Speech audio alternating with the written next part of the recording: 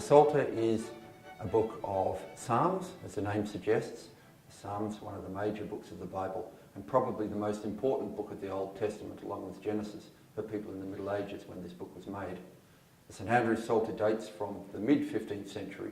We can't tell quite when it was made, but probably between 1425 and about 1475. We get that date from the style of the artwork in it. Nobody's written their name in the book, and we don't know to whom it belonged in the Middle Ages. The Psalter has illuminated borders on 8 of its pages, and these mark the so-called canonical divisions of psalm reading. To put it simply, the first psalm that was read or sung at Matins each day of the week, and then the first psalm that was sung at Sunday Vespers as well. Each of these pages is distinguished by this lovely foliate border, and the St Andrews Psalter is particularly well endowed with these borders. Illuminated borders in manuscripts are quite common for the 15th century, but this one in particular has very lovely work, burnished gold and a variety of colours, a soft pastel palette mixed with stronger primary colours.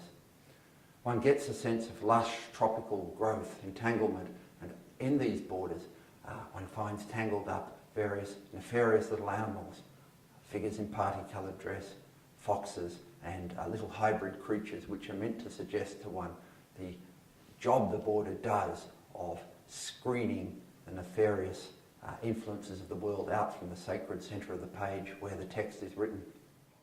This is perhaps the most interesting of the illuminated pages in this Psalter, and it shows one of these borders, a typical lush border from this manuscript, with a large capital D.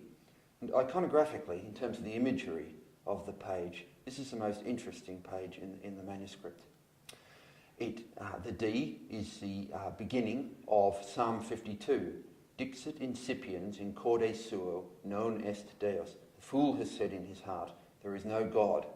Now, because of this incipit, this beginning, this first line to this psalm, a fool is normally shown in the first letter in the capital D at this point in a Psalter. But in the St Andrews Psalter we have instead St Francis, and he's looking up at a magpie up in the top left corner of the page, which seems to be in dialogue with him. Now, in the Middle Ages, a magpie was known as a garrulous and rather negative bird, known for a symbol of idle chatter and wasted time and loose words. And the idea here seems to be that St Francis is rather foolish, wasting his time chattering with birds. St Francis was famous for the legend of having preached to the birds, and this was considered rather foolish by some medieval people, particularly by monks who were opposed to friars.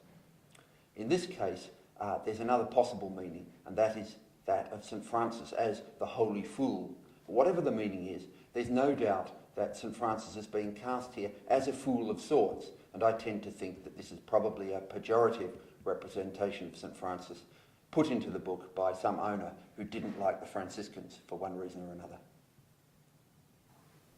The Psalter is gives a wonderful insight on devotional activity in the mid-15th century in England.